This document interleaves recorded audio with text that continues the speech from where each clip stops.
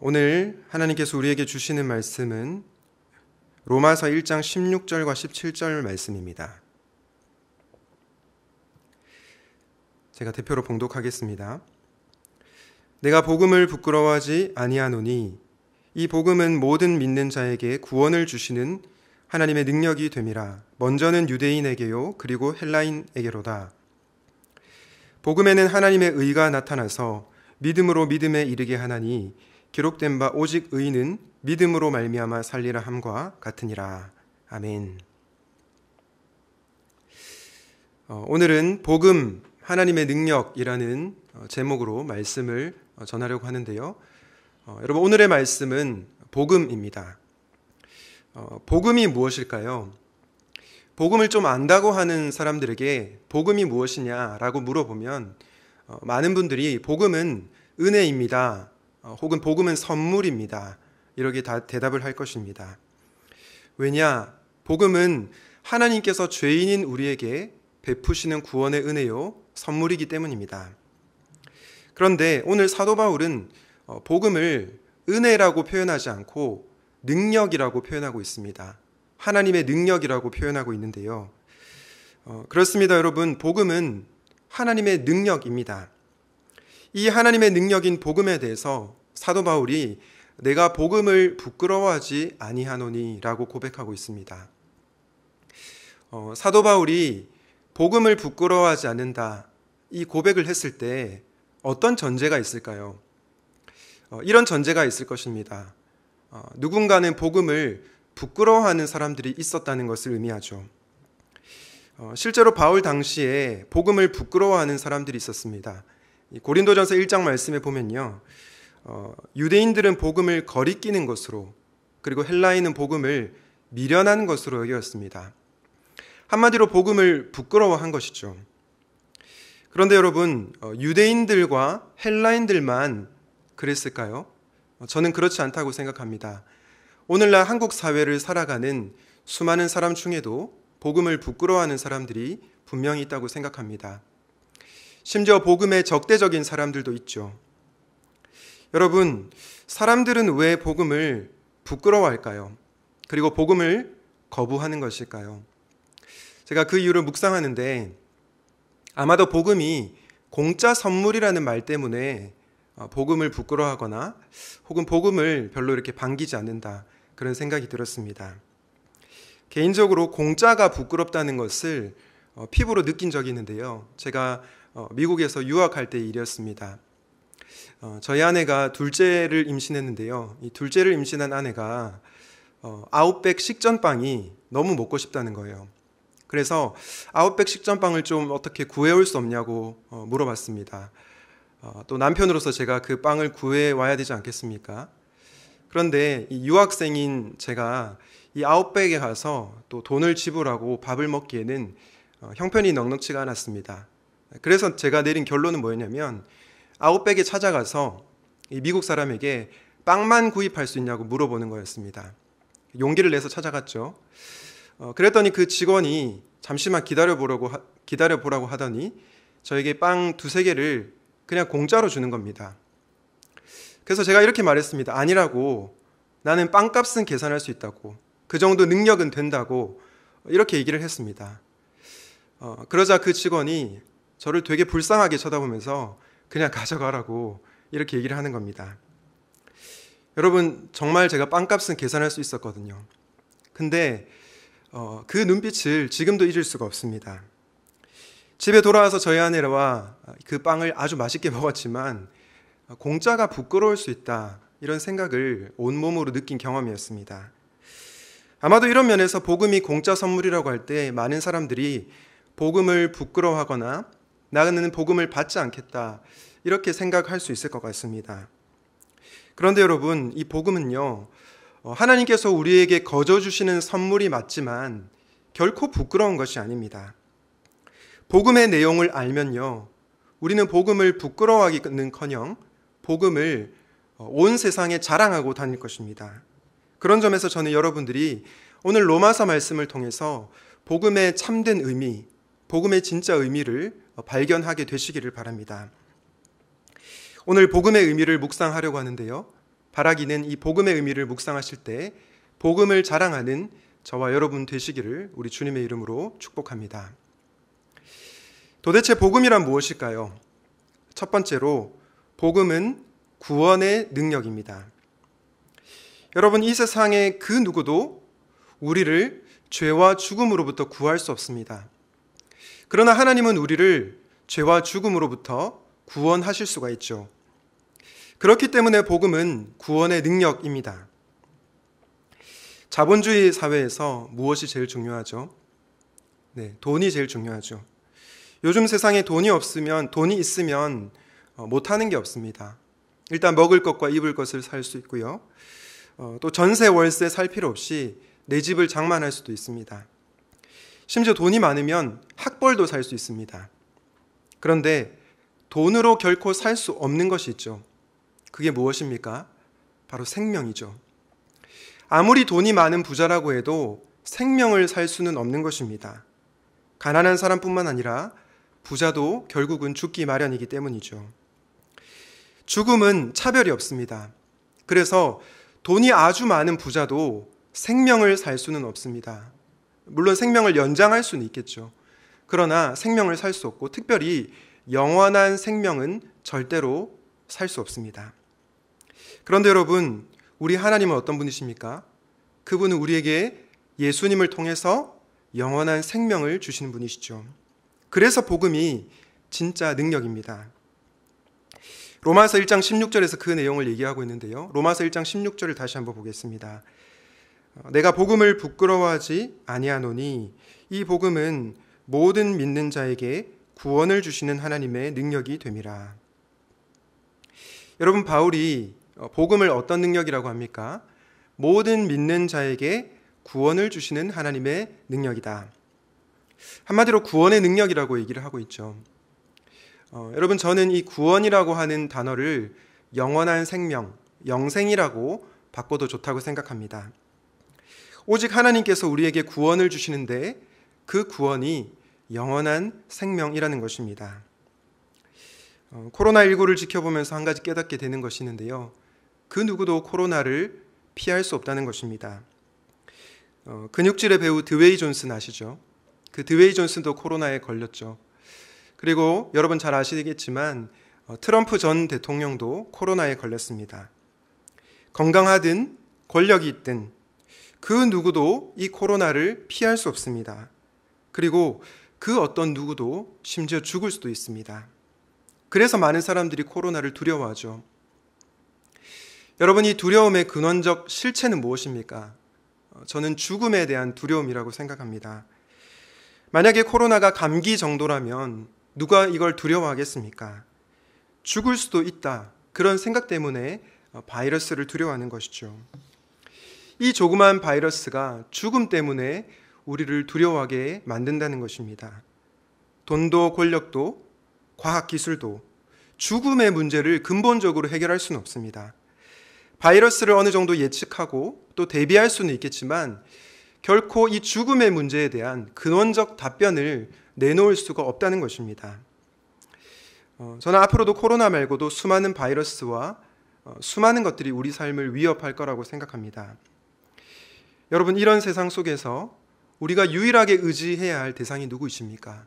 바로 하나님이십니다.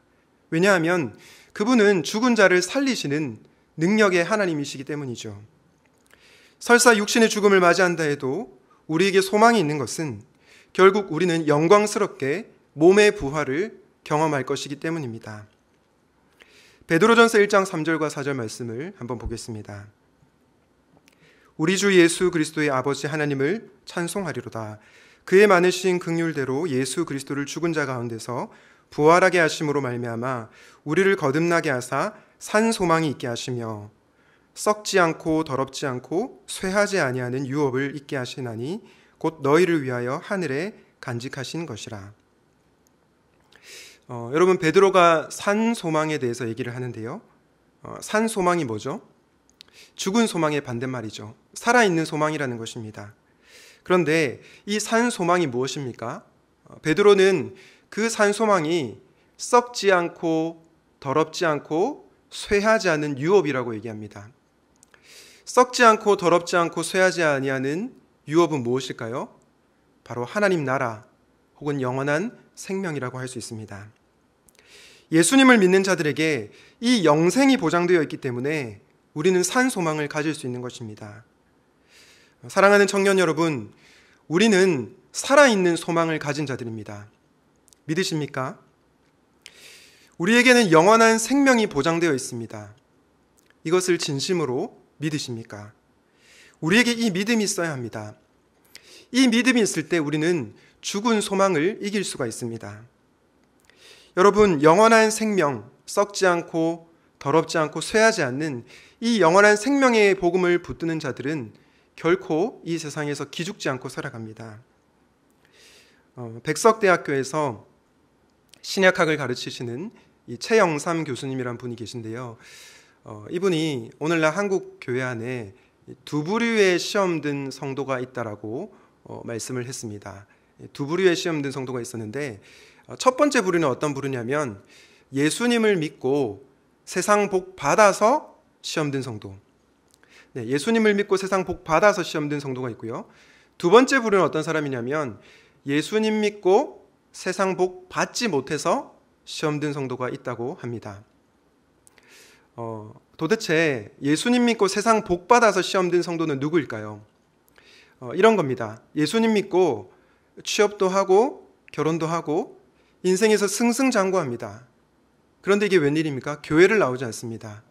교회를 나오더라도 신앙생활을 그냥 적당히 대충 합니다. 이게 바로 예수 믿고 세상 복 받아서 시험에 빠진 성도이죠. 그렇다면 예수 믿고 세상 복 받지 못해서 시험 든 성도는 누구입니까? 바로 세상 복 받은 성도들을 부러워하고 자신의 신세를 한탄하는 성도입니다. 왜 하나님은 쟤들만 축복하시고 내 삶은 왜 이렇게 구질구질한 거야? 라고 말하며 낙심하고 좌절하는 성도, 그 사람이 바로 예수님 믿고 세상 복 받지 못해서 시험 든 성도라고 얘기를 합니다. 사랑하는 여러분, 교회를 떠나도 지는 거고요, 부러워도 지는 겁니다. 우리에게 진짜 복이 무엇입니까? 우리에게 진짜 복은요, 영원한 생명입니다. 우리는 죽은 소망을 가진 자들이 아니라 살아있는 소망을 가진 자들입니다. 영생은 썩지 않고 더럽지 않고 영원히 쇠하지 않기 때문입니다. 이 영원한 생명의 가치를 붙든 자만이 결코 흔들리지 않습니다. 주 안에서 사랑하는 여러분, 여러분을 흔드는 것은 무엇입니까? 비트코인입니까? 주식입니까? 명품백입니까? 아니면 내 친구의 멋진 차입니까? 저는 여러분들이 다시 한번 이 영원한 생명의 복음을 붙들면 좋겠습니다. 복음이 우리를 죄와 죽음으로부터 구원하는 구원의 능력임을 믿고 썩지 않고 더럽지 않고 영원히 쇠하지 않는 이 영생의 복음 위에 굳게 서서 살아가는 저와 여러분이 되시기를 우리 주님의 이름으로 축원드립니다. 복음은 구원의 능력이다 라는 말씀을 전했는데요. 두 번째로 복음은 무엇일까요? 복음은 은혜의 능력입니다. 여러분, 복음은 사람을 변화시키는데요, 돈이나 힘이나 권력으로 변화시키는 게 아니고 우리를 은혜로 변화시킵니다. 돈과 힘과 권력으로 사람을 변화시키는 것, 그리고 은혜로 사람을 변화시키는 것의 차이가 무엇일까요? 저는 자발성의 차이라고 생각합니다. 이 마음으로부터 우러나와서 변화가 일어나는가 그렇지 않은가, 이 차이라고 생각합니다. 요즘은 군대 생활이 많이 좋아졌지만 과거에는 참 군대 생활이 힘들었죠. 병장이 이등병을 괴롭히면 그 이등병의 행동이 변화되게 되어 있습니다. 그런데 여러분, 그런 변화가 진짜 변화일까요? 물론 행동의 변화는 일어날 수 있습니다. 겉으로 이 고참의 말을 듣고 변화가 일어나는 거죠. 하지만 이 변화는 진짜 변화가 아닙니다. 왜냐하면 우리의 내면이, 우리의 속 마음이 변화되지 않았기 때문이죠. 행동은 변화되지만 속으로는 욕하는 겁니다. 그래서 이런 변화는 진짜 변화라고 할 수 없습니다. 그러나 여러분, 하나님께서 우리를 변화시킬 때 어떻게 변화시키십니까? 단순히 우리의 행위만을 변화시키는 게 아니고요, 우리의 내면을 변화시킵니다. 먼저는 우리의 마음을 변화시키고 나아가 우리의 삶도 변화시키는 것입니다. 이 변화는 억지나 강제로 인한 변화가 아니고요. 자발적으로 일어난 변화입니다. 로마서 1장 17절 상반절 말씀을 한번 다시 보실까요? 복음에는 하나님의 의가 나타나서 믿음으로 믿음에 이르게 하나니. 여러분 여기서 보니까 복음에는 하나님의 의가 나타난다라고 하고 있는데요. 여러분 하나님의 의라고 하는 이 단어는요. 로마서에서 정말 중요한 단어입니다. 정말 중요한 단어입니다. 이 하나님의 의는 로마서 전체의 핵심 주제라고 해도 과언이 아닙니다. 그렇다면 도대체 이 하나님의 의는 어떤 의미일까요? 학자들이 이 하나님의 의에 대해서 논쟁을 하는데요. 이 첫 번째 학자는 이렇게 얘기합니다. 하나님의 의는 하나님의 성품이다. 하나님의 신실하신 성품, 그게 하나님의 의다. 이렇게 말하고요. 또 다른 학자는 하나님의 의는 하나님의 활동이다. 하나님께서 죄인을 구원하시는 활동이다. 이렇게 주장을 합니다. 그리고 또 다른 학자는 뭐라고 얘기하냐면요. 아니다. 이것은 우리에게 미친 은혜이다. 우리에게 부어진 하나님의 은혜이다. 이렇게 얘기를 합니다. 다시 정리를 하자면 하나님의 의가 첫 번째 학자들은 하나님의 성품, 두 번째는 하나님의 활동, 세 번째는 우리에게 미친 은혜. 여러분 제가 질문 드리겠습니다. 무엇이 정답일까요? 지난주 담임 목사님께서 뭐라고 하셨죠? 보통 물어보면 모두 다라고 대답을 하면 된다고 그랬죠. 다시 한번 묻겠습니다. 사랑하는 청년 여러분, 하나님의 의는 몇 번일까요? 네, 모두 다입니다. 이 모든 개념을 포함하는 것이 하나님의 의라고 할 수 있습니다. 하나님의 성품, 그리고 하나님의 활동, 우리에게 미친 은혜, 이 모든 것이 하나님의 의라고 할 수 있습니다. 그래서 이걸 정리해 보자면 하나님의 의는 이렇게 정의할 수 있을 것 같습니다. 하나님의 의는 의로우신 하나님의 변함없는 사랑이 우리에게 미친 은혜이다. 한 번 더 말씀드리겠습니다. 하나님의 의는 의로우신 하나님의 변함없는 사랑이 우리에게 미친 은혜이다. 여러분 혹시 제가 2주 전에 설교한 내용 기억나십니까? 네, 기억하셔도 좋고 기억 못하셔도 좋습니다. 다시 한번 반복하면 되니까요. 이 이스라엘 백성들과 예수님의 제자들은 하나님께 불성실하다고 얘기했죠. 끊임없이 하나님을 반역하고 하나님 앞에 돌이키지 않는다고 말씀드렸습니다. 그리고 우리 역시 그렇다고 했죠. 우리 역시 늘 하나님을 배반하고 또 죄를 짓고 살아갈 때가 있습니다. 그런데 우리 하나님 어떤 분이시라고 말씀드렸습니까? 하나님은 그 백성을 변함없이 사랑하시는 분이라고 말씀드렸죠. 그 하나님의 의가 결정적으로 드러난 곳이 바로 십자가라고 말씀드렸습니다. 죄로 말미암아 진멸당해야만은 우리가 진멸당하지 않는 이유가 십자가 때문이라고 말씀드렸습니다. 그런데 여러분, 이 십자가 복음 그리고 하나님의 은혜가 은혜인 건 알겠습니다. 그런데 왜 능력이 될까요? 그 이유는요, 이 복음이 은혜로 사람을 변화시키기 때문입니다. 정말로 변화되지 않을 것 같은 죄인도 하나님의 은혜를 경험하게 되면 변화가 일어난다는 것입니다. 한 중학생이 있었는데요. 이 중학생은 농구화를 너무 좋아했습니다. 예전에 그 마이클 조던이 신고 나온 에어조던 아시죠? 그런 농구화를 너무 좋아했는데요. 이 중학생이 돈이 없었습니다. 그래서 엄마한테 편지를 썼는데요. 그 편지의 제목이 이것이었습니다. 엄마가 나에게 빚진 것. 첫 번째, 심부름 한 값 2,000원, 쓰레기 버린 값 1,000원, 집안 청소한 값 1,000원, 기타 1,000원, 합계 5,000원. 이렇게 엄마한테 편지를 써놓고 학교에 갔습니다. 그리고 이제 기대감을 갖고 집으로 돌아온 거죠. 집에 와봤더니 자기 방에 5,000원이 놓여 있는 거예요. 그리고 그 옆에 엄마의 편지가 놓여져 있었습니다. 그 편지를 이렇게 열었는데 편지 제목이 무엇이었냐면, 제목, 아들이 엄마에게 빚진 돈. 첫째, 아들이 잠 잘 자라고 자장가 불러준 값 공짜. 아들이 병났을 때 간호해 준 값 공짜.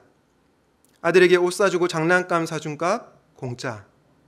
아들의 생일날 친구들 불러가지고 잔치 베풀어 준 것 공짜. 아들 방 예쁘게 가꾸어 준 것 공짜. 아들에게 주는 사랑 공짜. 합계 없음. 아들이 편지를 읽는 순간 눈물이 핑 돌았습니다. 그러면서 설거지하는 엄마를 다가가 이렇게 뒤에서 끌어안으며 엄마, 저 이 5,000원 필요 없어요. 이렇게 말했다고 합니다. 그리고 그 다음부터는 엄마가 심부름 시키는 거 그리고 청소하는 거 그거 다 공짜로 했다고 합니다. 여러분, 저는 이게 은혜의 능력이라고 생각합니다. 엄마가 아들에게 너 심부름 안 해? 너 청소 안 해? 충고하지 않았죠. 그냥 엄마가 아들을 위해서 한 일은 변함없이 아들을 사랑한 것뿐입니다. 그리고 그 소식을 알려주었습니다. 그런데 그 아들이 어떻게 됐습니까? 이 기쁜 소식, 이 좋은 소식을 듣고 변화가 된 것입니다. 억지로 변화된 게 아니고요. 마음으로 우러나와서 자발적으로 변화가 된 것입니다. 왜죠? 엄마의 변함없는 사랑이 이 아들의 마음을 터치한 것입니다. 그래서 아들의 마음과 삶을 완전히 뒤바꾼 것입니다. 사랑하는 여러분, 복음을 만나면 사람은 반드시 변화되게 되어 있습니다. 왜죠? 의로우신 하나님이 죄인인 우리를 변함없이 사랑했다는 것을 알게 되니까요. 그분이 계산하고 거래하려고 하는 저와 여러분을 변함없이 사랑한다는 것을 알기 때문입니다. 이 놀랍고 파격적인 사랑으로 인해서 우리가 변화되는 것입니다. 저는 여러분들이 다시 한번 이 복음을 만나면 좋겠습니다. 복음은 사람을 변화시키는데 돈이나 힘이나 권력으로 변화시키는 것이 아니라 은혜로 저와 여러분을 변화시킵니다. 그래서 이 세상의 그 어떤 힘보다도 가장 강력한 힘이고요. 이 세상의 그 어떤 능력보다 가장 강력한 능력입니다. 바라기는 이 은혜의 능력을 삶 속에서 경험하고 사시기를 우리 주님의 이름으로 축복합니다. 복음에 대해서 묵상을 하고 있는데요. 복음은 구원의 능력이다. 그리고 복음은 은혜의 능력이다 라는 말씀을 들었습니다. 그렇다면 여러분, 마지막으로 복음은 무엇일까요? 복음은 연합의 능력입니다. 좀 더 자세하게 풀어서 설명드리면 예수님과 내가 하나가 되어서 경험하는 능력, 바로 이게 연합의 능력입니다. 여러분, 복음이 진짜 능력인 이유는요, 예수님과 연합을 경험하게 되면 고난 가운데서도 끝까지 믿음의 길을 걸어갈 수 있기 때문입니다. 심지어 죽음의 위협 앞에서도 신앙을 타협하지 않을 수가 있습니다. 다시 한번 로마서 1장 17절 말씀을 보겠는데요. 복음에는 하나님의 의가 나타나서 믿음으로 믿음에 이르게 하나니 기록된 바 오직 의는 믿음으로 말미암아 살리라 함과 같으니라. 제가 앞서서 하나님의 의가 굉장히 중요한 개념이라고 말씀드렸죠. 그런데 이 하나님의 의 다음에도 정말 중요한 내용이 나옵니다. 바로 믿음으로 믿음에 이르게 하나니. 여러분, 믿음으로 믿음에 이르게 하나니, 도대체 이 첫 번째 믿음은 뭐고 두 번째 믿음은 뭘까요? 여러 해석이 있지만 저는 이렇게 해석합니다. 믿음에서 믿음에 이르게 하나니는 하나님의 신실하심에서 인간의 반응으로. 다시 말해서 이 앞의 믿음은 하나님의 신실하심이고요, 이 뒤의 믿음은 인간의 반응이라는 것입니다. 먼저 이 첫 번째 하나님의 신실하심, 앞에 나오는 믿음을 한번 살펴보겠는데요. 로마서 3장 3절입니다. 어떤 자들이 믿지 아니하였으면 어찌하리요? 그 믿지 아니함이 하나님의 미쁘심을 패하겠느냐? 이 하나님의 미쁘심이라고 되어 있는데요, 이 구절을 새번역 성경으로 보면 이렇게 번역합니다. 그들이 신실하지 못했다고 해서 하나님의 신실하심이 없어지겠습니까? 여러분, 무슨 말이죠? 인간이 불성실하고 신실하지 못했다고 해서 하나님의 신실하심이 없어지지 않는다는 겁니다. 이 미쁘심, 이 신실하심이 바로 믿음에서 믿음에 이르게 하나니의 첫 번째 믿음이라는 것입니다. 이 하나님의 신실하심으로 말미암아 인간이 믿음의 반응을 하게 된다는 것입니다. 여기서 중요한 것은요, 인간의 반응이 먼저가 아닙니다. 하나님의 신실하심이 먼저라는 것입니다. 하나님의 신실하심이 완악한 인간을 그분 앞에서 굴복시키게 만든다는 것입니다. 그래서 바울은 로마서 1장 17절 마지막에서 오직 의인은 믿음으로 말미암아 살리라라고 자신 있게 고백합니다. 그런데 여러분, 오직 의인은 믿음으로 말미암아 살리라. 이 구절이 구약에 어디에서 나왔나요? 하박국 말씀이죠. 하박국 2장 4절에 나오는데요. 그 말씀을 보겠습니다. 보라, 그의 마음은 교만하며 그 속에서 정직하지 못하나 의인은 그의 믿음으로 말미암아 살리라. 여러분, 하박국 2장 4절에서 의인은 그의 믿음으로 살리라, 이 로마서 1장 17절에 나오는 말씀을 그대로 얘기하고 있죠. 여러분, 이 하박국이 말하는 의인은 그의 믿음으로 말미암아 살리라, 이건 도대체 어떤 의미일까요? 우리는 이것을 이해하기 위해서 하박국 전체를 좀 이해할 필요가 있습니다. 하박국 1장에 보면요, 유대 민족에 대해서 하나님께서 심판하시는데요. 그 심판의 이유가 무엇입니까? 바로 유대 민족이 우상을 숭배했기 때문입니다.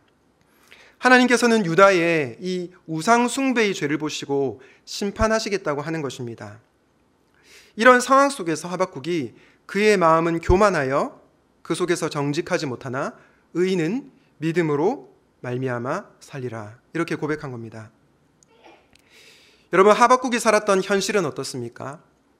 우상 숭배가 가득한 시대였습니다. 그리고 죄와 불의가 가득한 악이 창궐한 시대였습니다. 그 시대 가운데 하박국이 의인은 믿음으로 말미암아 살리라라고 고백한 것입니다. 사랑하는 여러분, 하박국이 이런 불의한 현실 속에서 믿음으로 살아간다는 것 쉬웠을까요? 저는 결코 쉽지 않았을 거라고 생각합니다. 너무 힘들었을 것입니다. 그것을 잘 알 수 있는 이유가요, 하박국 1장 2절에 보면 이렇게 고백합니다. 여호와여, 내가 부르짖어도 주께서 듣지 아니하시니 어느 때까지니까. 이렇게 하박국이 절규하고요, 바로 그 다음 구절은 이렇게 고백합니다. 어찌하여 악을 그대로 보시기만 하십니까?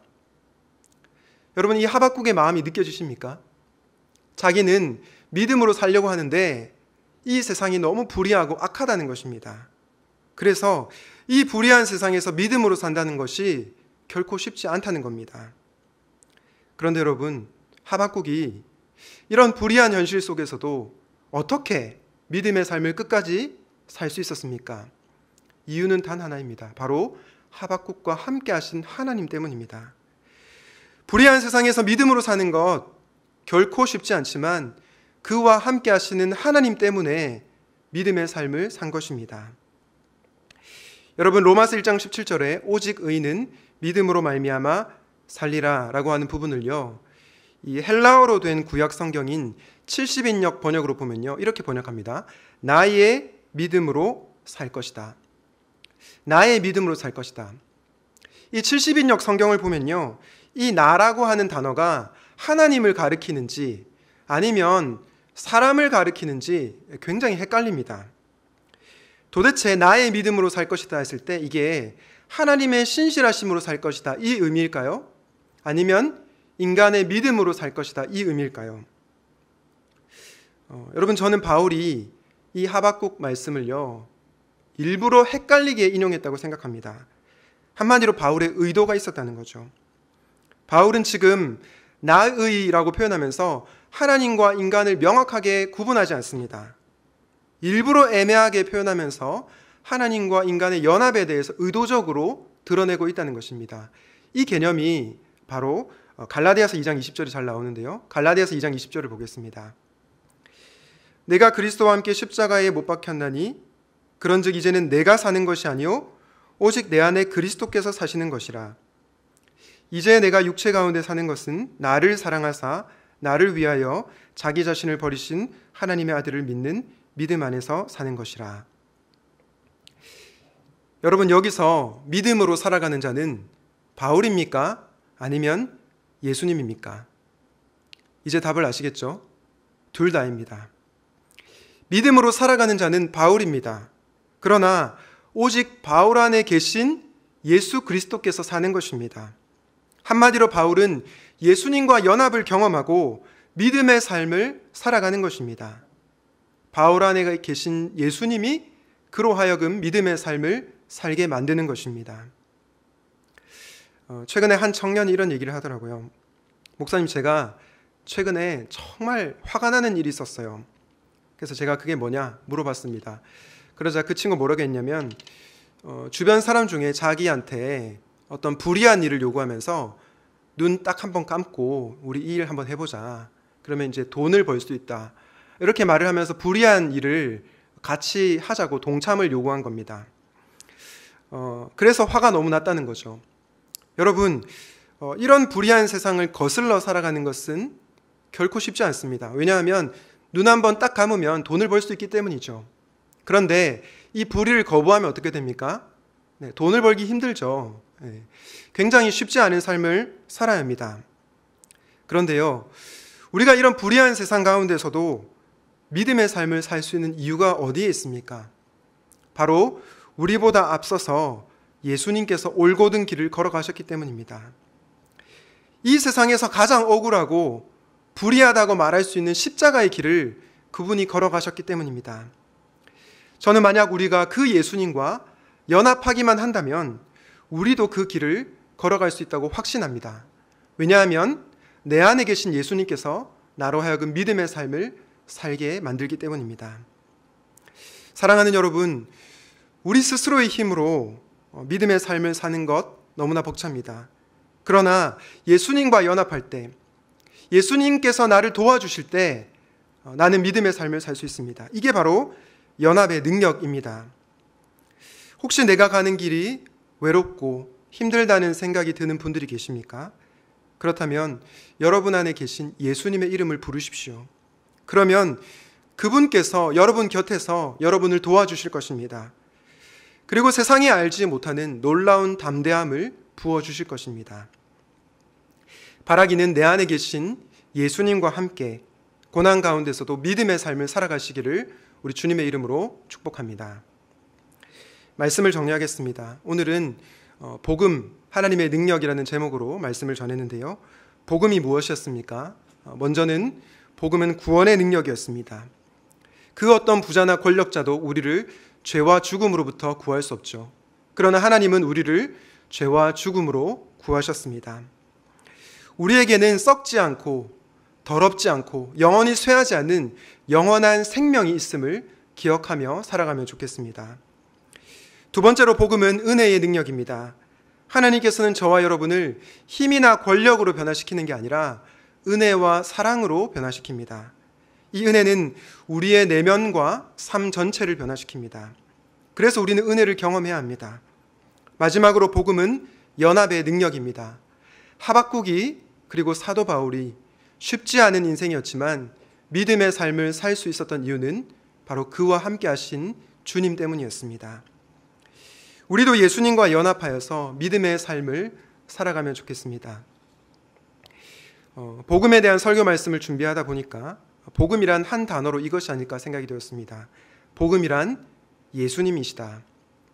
왜냐하면 예수님 안에 영원한 생명이 있고 은혜는 예수님으로 말미암아 온 것이며 예수님과 내가 하나가 되어서 살아갈 때 우리는 고난 중에도 믿음의 삶을 살아갈 수 있기 때문입니다. 바라기는 이번 한 주 살아가실 때 예수님을 바라보면서 구원의 능력과 은혜의 능력과 그리고 연합의 능력을 꼭 경험하고 사시기를 우리 주님의 이름으로 축복합니다. 아멘. 오늘 말씀을 기억하면서 예수로 살리 함께 찬양하도록 하겠습니다.